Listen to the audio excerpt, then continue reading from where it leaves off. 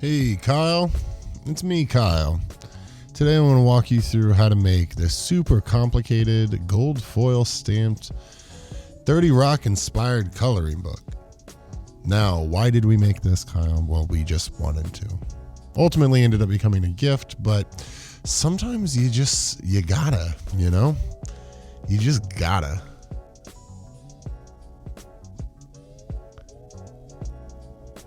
All right. So the first thing with this is you went through and I think you did 14 illustrations on Procreate. A few things you need to work on if you're going to be doing this in the future, Kyle. The smoothness of the line is something that takes a little bit of build up. Something from this one that you did that really, really was an advantage is you did a sketch first, which to whatever extent you felt it was efficient. But you did a sketch first before doing your inking lines, and I think that really helps smooth things out, Kyle. And whenever you're doing these simple contour drawings, you need to focus on what you think is important.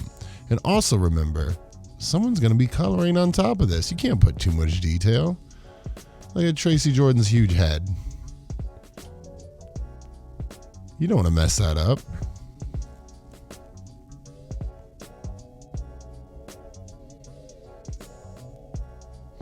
Of course, reminder to put yourself in fast forward mode. The simplicity of the lines in this, I think, is what makes it really work. To be honest, I think it really needed to be laid back like that. All right, so once you have your image drawn and ready, you can export it, hit that little wrench icon, go to share, export, airdrop, drop it to your computer. Now we're sharing this one as a PSD, so way we have access to multiple things, but you can do it individually if you want. It's all good. Here's another quick sketch, show you the process of drawing.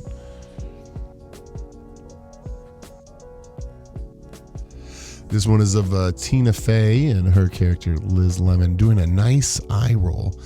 Unfortunately, I don't think we're going to be able to see that until the book is finished.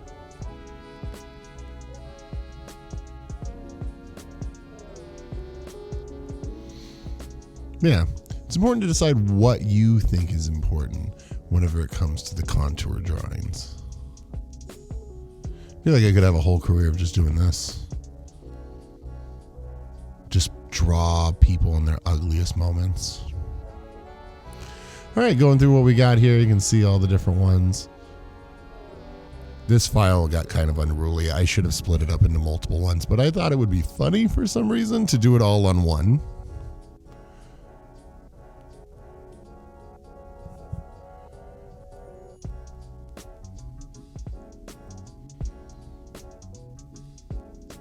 Favorite one, Pete Hornberger right there.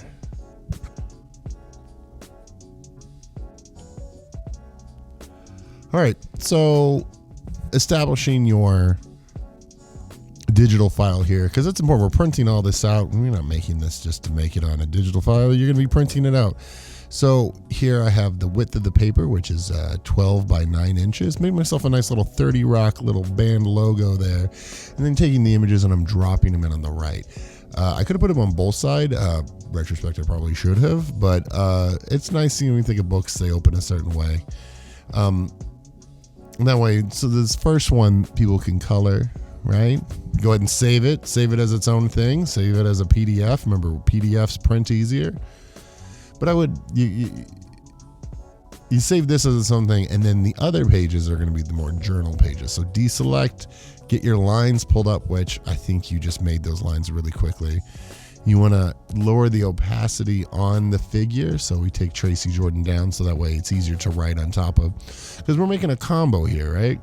We're making a combo. What's that called? Coloring book and journal. And then of course just do this with the rest of them. I like this project because it's a real combination of digital and physical to make something that's very complicated and arduous out of something that should be simple and fun, like a little coloring book. Grizzin.com. Love it. So we're saving 2 files of each one with just the name, one with lines. That's really important here in a second.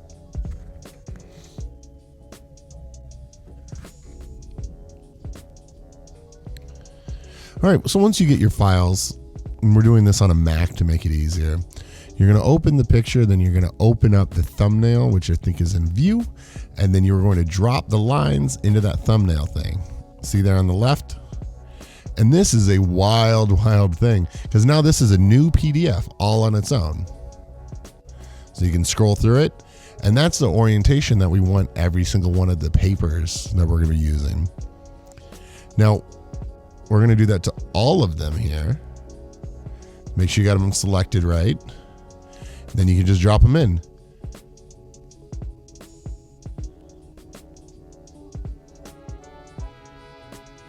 So you can see how they all dropped in on the left. And that's it. It's become a lot easier on Macs to be able to make little booklet-like things like this. Now, if I wanted to actually orientate the pages for printing like a novel or something like that, there's probably some more complicated software that I would need.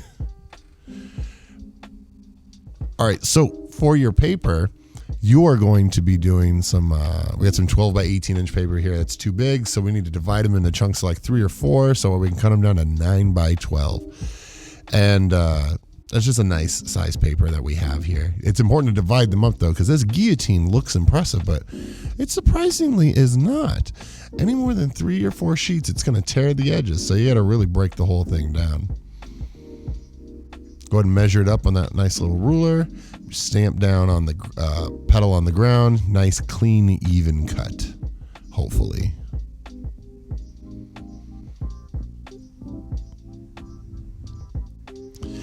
So you can use the blade while it's down to be the right angle to help hold the whole thing together. Like to give it nice and straightened up, you know?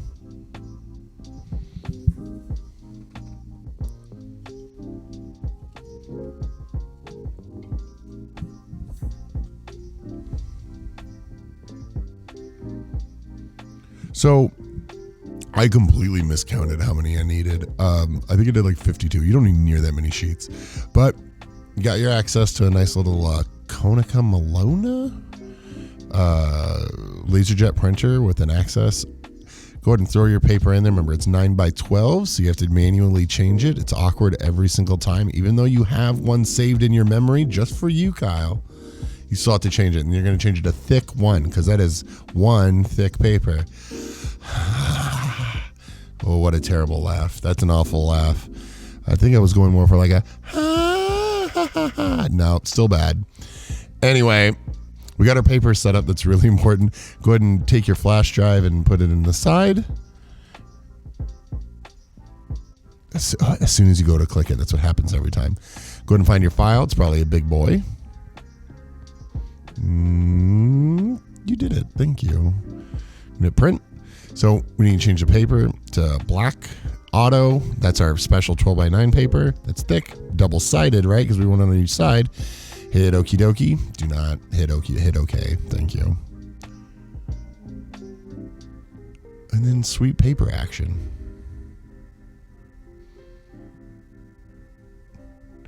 Sometimes you got to move it. Sometimes it pulls it a little stranger. I don't really understand. Yeah, and then it'll shoot out the side, and we love it.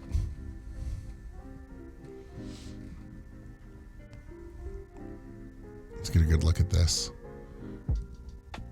I had to print some extra ones because I screwed up. But you can get a good view of what it looks like this way. There you go. So once you got all of them, we're doing 4 pieces of paper per signature on this. So I'm kind of arranging them by how I think they should be. Normally characters in the show that interacted more often than with others, I put them together. So we got Liz and her eventual husband, Chris. Spoilers, if you haven't made it that far in the show, I apologize, but what a weird thing to watch if you haven't. Like, imagine you're just really into it and you're like, I'm going to look up all the YouTube stuff that I possibly can about this. And this somehow pops up for you. And you're like, oh, I'm so excited. A whole book about this. I hope they don't spoil it. No, you're going to... Should I put a spoiler warning at the beginning? No. So taking all the papers, minding down and folding the signature together using a piece of metal, whatever. You can use a bone folder for this to make it a little bit smoother. It's really up to you.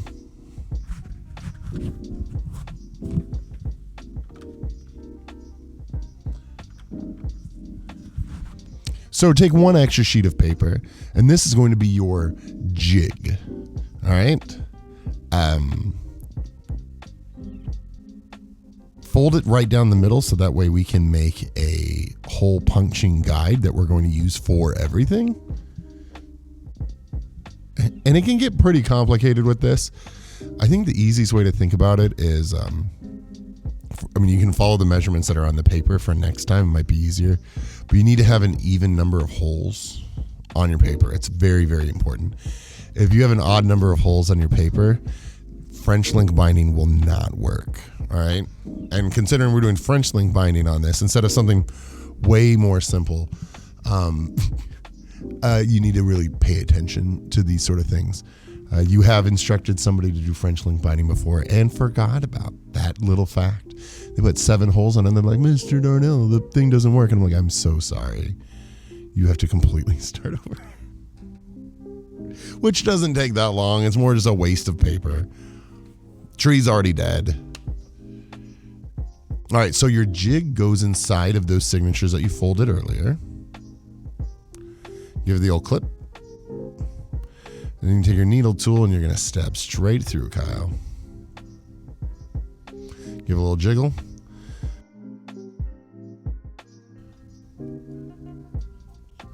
Jig helps hold it in place pretty nicely, right? So that way you can hit each hole, and you're going to use this same piece of paper in all the other signatures of paper. And that's the goal of it, right? There are way more fancy ways of doing this, probably more reliable ways, but I don't know, there's just something about taking a piece of paper and fold it in half and just using that for each one that's always worked for me. You can see nice clean lines that will hopefully come out the other side, right on the apex right there. And again, you're going to repeat this for every single signature that you have. And I think you have 8 total. And then you got the 2 card stocks. All right, once you get them, give yourself just a little preview. Feel good about it, you know? I mean, like, you put a lot of work into this.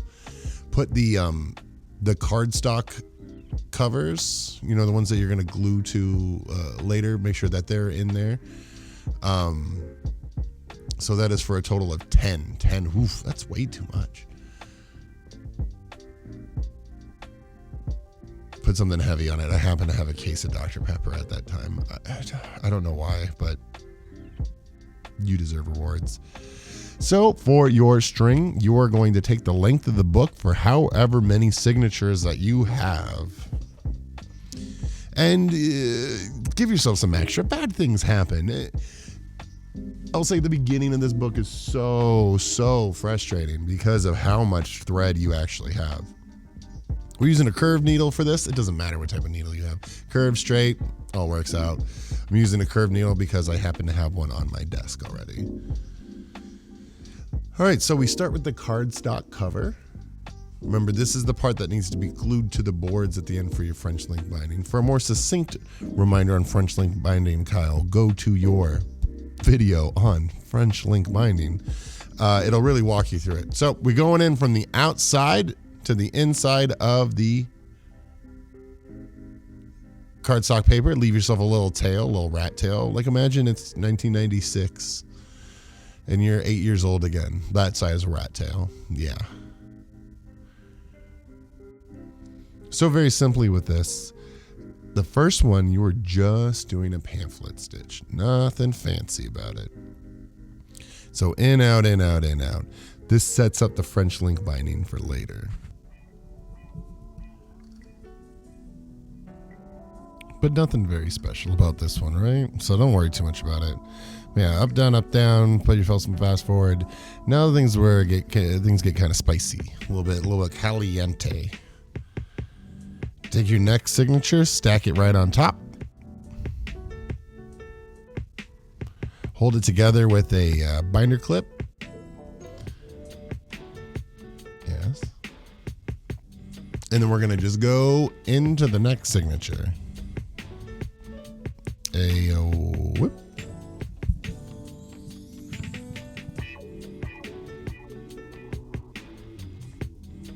sure you struggle as much as possible with it, Kyle.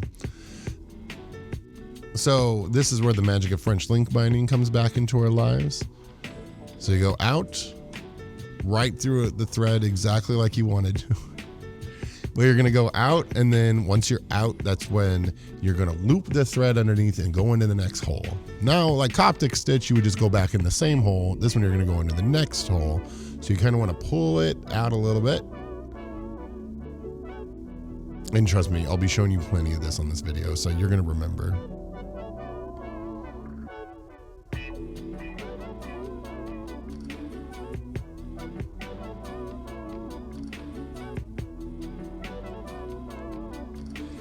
So you loop it, and then you go into that next hole. It's pretty simple, honestly. It's what makes this binding method very, very fast compared to like other ones.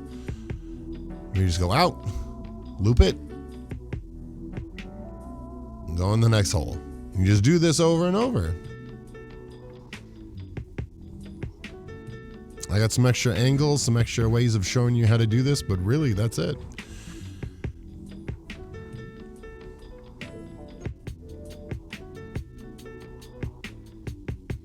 Now at the end of your first sewn on signature, we're going to tie a little knot to keep those strings together. There you go. Boop. Go on to the next signature. Put the binder clip in. Needle goes in. And then you go on out. Now this time, whenever you're looping the thread, you just always want to go farthest away from the hole you started. And that's what'll give you that distinct nice French link binding pattern.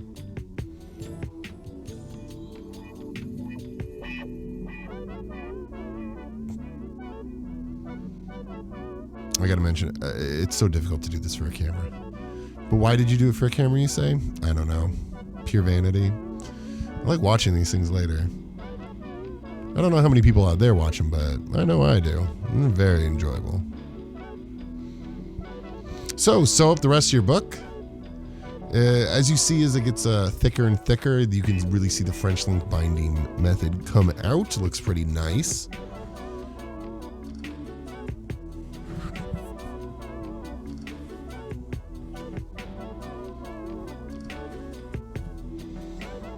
Yeah, I try not to think too much about why I do these. I just like them.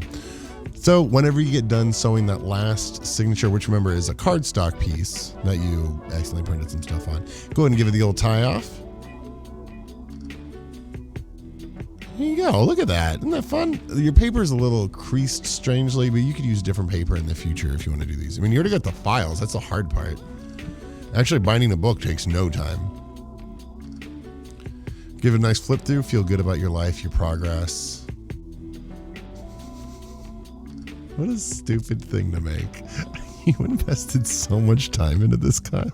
All right, let's get on to the cover. This is just a quick way of me showing you how I composited all of the portraits together to make the cover. I'm doing it digitally. We're going to be using gold foil to emboss this. It's going to look really cool. But each image was put on top of the other one, and then I had to erase, and I thought it would be easier than it was. It really was. It took a while.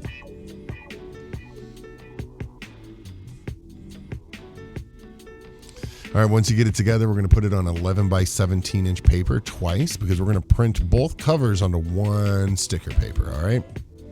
Makes it a lot easier for you. Make sure to save it as a PDF, of course. Printers don't like things unless they're PDFs. All right, nothing special on this one. We got our 11 by 17 in there. It's sticker paper. We're putting it as transparency because we want it to lay down as much black as possible. That's going to make it a lot easier for whenever we do the foil transfer later.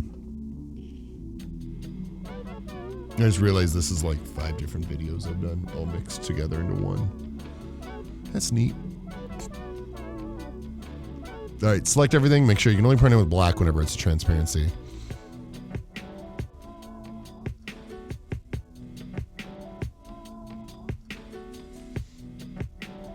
Do it. Yeah! Woo! I need like a cheering section for very mundane things. And Kyle, thank you. And then here it comes. And let's make sure to show it to the camera. Nope, someone walked in as soon as you were doing that, so you immediately had to bail. All right, so we're doing gold foil. We like to use the mink foil laminator, but you don't use the mink foil anymore. I'm trying to remember what it's called. It feels much, much thicker though.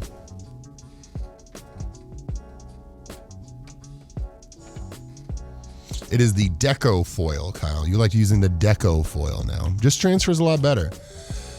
So get your envelope out. The mink foil thing works really well. It's just I like the other foil better for it. Whatever. You can also use this like nail polish and stuff. Don't stick your hand through a laminator, Kyle. So put it down, foil side face up, goes inside the envelope. Make sure to kind of awkwardly peel the whole thing down. And of course, this is just me cutting the picture in half from before. Get your mink set up. We like doing a nice 3 or 4 for this one. Not as much heat, not as much pressure because of the sticker inside of it. It's going to do some weird things. Use your index fingers to guide it. And then, of course, put yourself in fast forward mode because that takes a long time. All right, take it out. Let it cool down a hot second.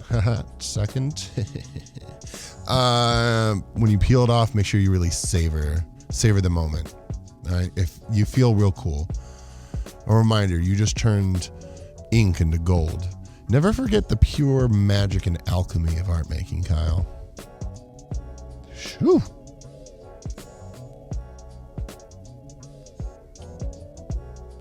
This is nice. All right, so we cut down some boards. Those boards we just found on the back of an old sketchbook.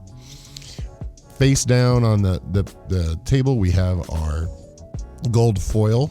So we're on the back of it right now. We're tracing around with a pen to kind of show us where we want to put the foil on, or put the cover on there. Oh, I will mention it's unrelated.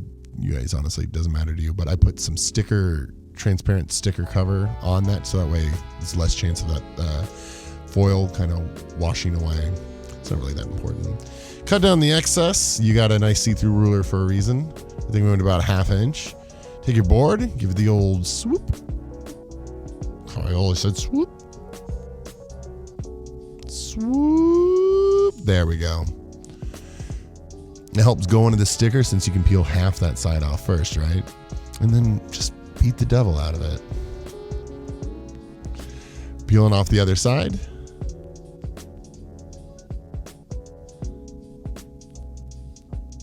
Dun, dun, dun, dun, dun. There you go. Nice and smooth it out. Now, I'll say this method of attaching stickers on there is really nice.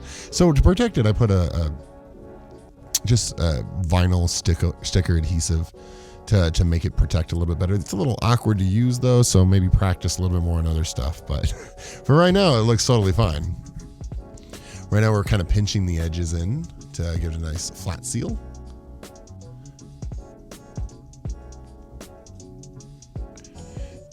And cutting the corners off here is going to make it a lot easier to adhere the sticker down. You know, kind of like whenever you're wrapping a present and you want it to be nice and smooth. That kind of helps with all that.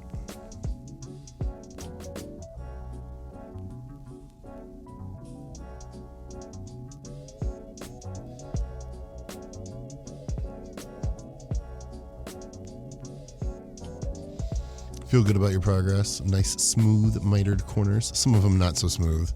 Disregard those. It just looks amazing every single time. All right, do it to the other board. Assemble all of your pieces together like some sort of terrible Avengers situation, and plan how you're going to be laying this book out. There's really not much to it from here on out. You are going to be gluing the board without the sticker on it to the inside cardstock paper. And that's it.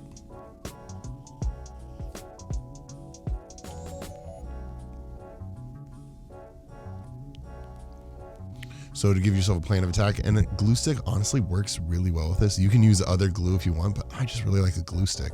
It makes it so it's not as, things don't go as wrong as what I should say.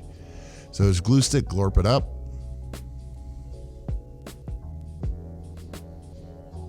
I've done this with a bunch of different ways. PVA glue, Elmer's glue. I really like this version much, and it should be non-toxic, right? I mean, kids eat this stuff, so it's not going to eat through my paper because it would eat through a kid. That's not ideal. So those little background pieces from your sticker cover, go ahead and grab one of those since they're a nice preventer. Here, it's gonna seal off the paper from too much moisture from the glue getting on the inside.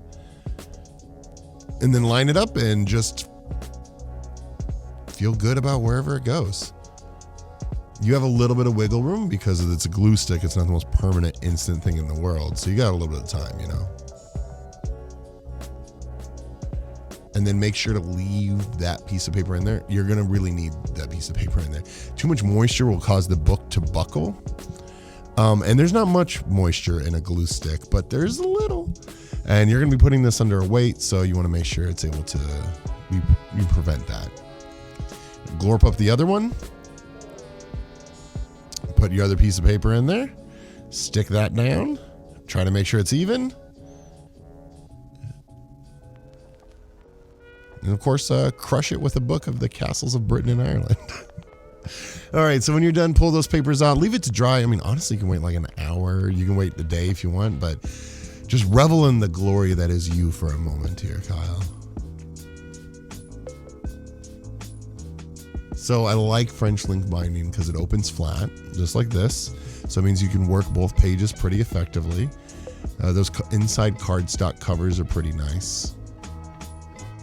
Well, let's take a nice little tour through it. It's kind of interesting what happened because of how you arranged the book. You actually have the order is it's stranger than you think, but it all ends up working out. I mean, the idea here was you wanted, what's it called? You wanted journal pages, so that way you could write fun things on Kenneth the Page's face. And then you also wanted to have a coloring book option, and I feel like it did that. Nice solid book. It's a good looking book. Look at all those tricks it can do. All right, see you.